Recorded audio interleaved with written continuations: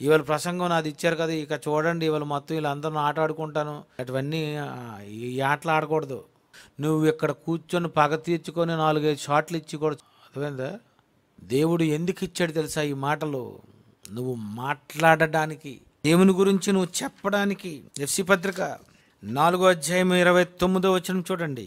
FC పత్రిక 4:29, వినువారికి మేలు కలుగునట్లు అవసరమును బట్టి క్షేమాభివృద్ధికరమైన అనుకూల వచనమే.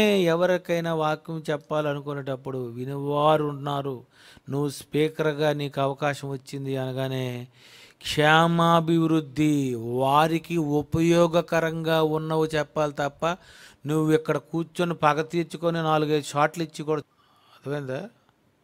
అలాంటి చెప్పకూడదు, అలాంటి మాటలు మాట్లాడకూడదట. ఇక్కడికి వచ్చి పగ తీర్చుకోవడం ఏంటి? దేవుడి ముందు నించున్నావు, దేవుడి ముందు మంచి మాటలు చెప్పాలి.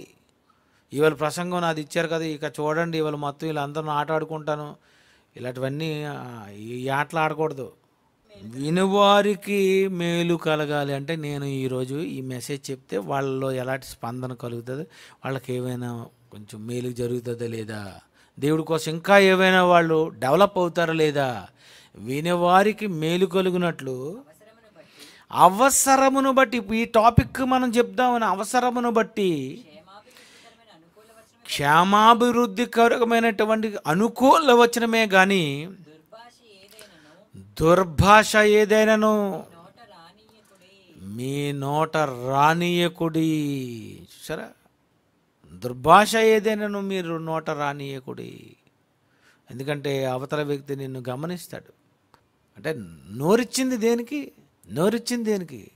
మంచి మాటలు చెప్పడానికి, దేవుని మాటలు చెప్పడానికి. దుర్భాషలకు వాడినంత ఈ నోరుని దేవుని మాటలు వాడడానికి వాడరండి చాలామంది. కొంతమంది నోరిప్పారంటే ఇంక అంతే, తిట్టుకొని బూతులు. ఎవరో ఒక అతను ఉన్నాడట, ఓరు నాయన అతన్ని ఎట్లో వచ్చాడంటే బాబు ఇంకా మరి తిట్లేటండి చెప్తున్నారు. కావలసి చూడండి అనియా, ఈయన ఎలాంటి వాడో తెలుసా, చూడండి అనియా అని అంటారు వాళ్ళు. కానీ ఈ మాటలు ఇచ్చింది మీరు ఏం మాట్లాడడానికి? మీకు నోరుంది, మీరు ఏ విషయాలు చెప్పడానికి? వినువారికి క్షేమాభివృద్ధికరమైనటువంటి విషయాలు మీరు చెప్పండి. అలా మీకు ఉన్నటువంటి మీ నోరు, ఈ గొంతు మీరు ఒకవేళ ఉపయోగించారనుకో, మీరు మాట్లాడారనుకో, నా గురించే ఎక్కువ మీరు మాట్లాడుకోవాలా. ఆ తర్వాత మీ కుటుంబ విషయాలు, నా గురించి ఎక్కువ మీరు మాట్లాడుకోవాలి. నువ్వెప్పుడు మాట్లాడాలా నీ మాటలు టాప్ అనాలి అంతే.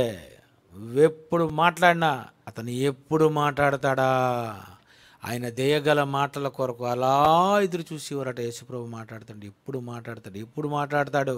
మన ప్రసంగం వచ్చేసరికి మన రౌండ్లో మన గురించి ప్రజలు అలా కనుక్కోవాలి. ఏం మాట్లాడతారు, ఎప్పుడు మాట్లాడతారు, ఏం చెప్తారు. అందుకు నీకు నోరిచ్చాడు.